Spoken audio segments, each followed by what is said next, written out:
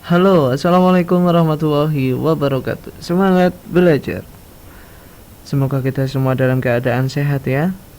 Berjumpa lagi dengan saya Pak Erik. Hari ini kita akan belajar tema 1, organ gerak hewan dan manusia, subtema 2, manusia dan lingkungan, mata pelajaran PPKN, pendidikan Pancasila dan kewarganegaraan. Tujuan pembelajaran kita kali ini yaitu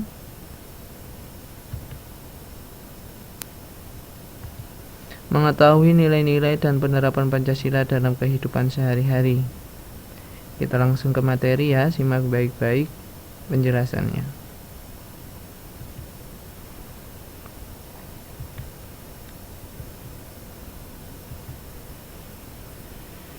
Kemarin kita sudah belajar tentang nilai-nilai Pancasila dan juga contohnya. Kali ini kita akan belajar penerapan nilai-nilai Pancasila di sekolah, di rumah, dan di masyarakat.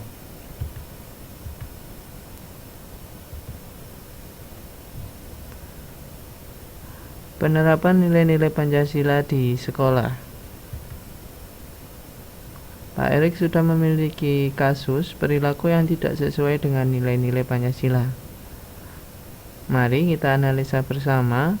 Kasus ini melanggar atau tidak sesuai dengan sila keberapa. Kasus yang pertama, memilih teman hanya yang kaya saja. Tidak sesuai dengan Pancasila sila keberapa? Yap, sila ketiga.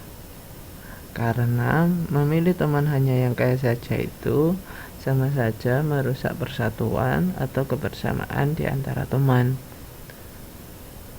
Yang kedua, tidak mau meminjamkan peralatan sekolah kepada teman. Tidak sesuai dengan sila keberapa? Yap, sila kedua. Karena di sila kedua mengandung nilai menolong sesama manusia. Jadi kita harus rukun ya. Mencontek. Tidak sesuai dengan sila keberapa ya? Dengan sila kelima.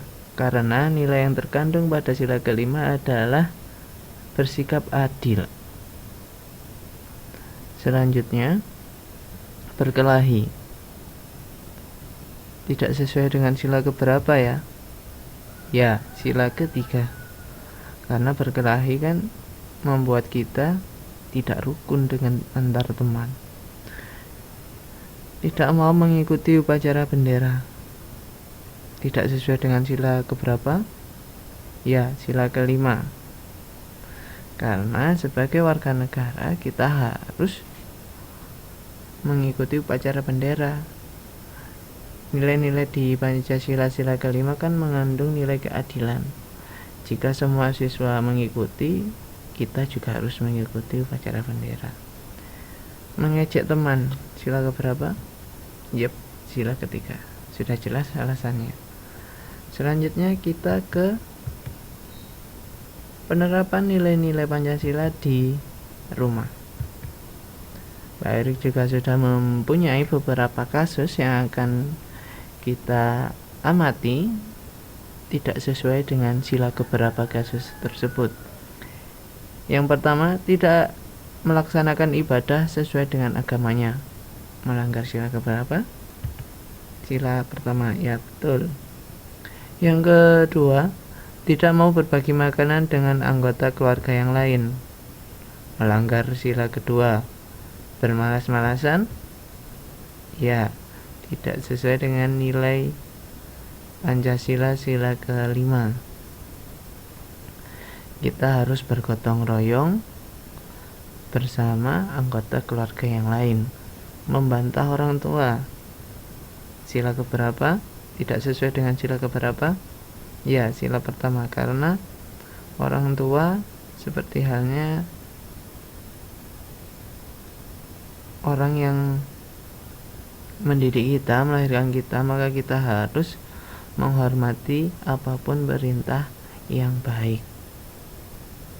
Ingat, ridho Allah adalah ridhonya orang tua. Selanjutnya, memaksakan kehendak kepada anggota keluarga. melanggar sila ke-5. Berbohong sila ke-berapa? Ya, karena berhubungan dengan Tuhan atau dengan Allah, berbohong tidak sesuai dengan sila ke-1. Selanjutnya, penerapan nilai-nilai Pancasila di masyarakat. Pak Eri juga sudah mempunyai beberapa kasus yang akan kita analisa tidak sesuai dengan sila keberapa kasus tersebut. Tidak mau menjenguk tetangganya yang sakit, tidak sesuai dengan sila kedua. Melarang orang lain melakukan peribadahan sesuai dengan agamanya. Jelas ini ya, sila ke-1.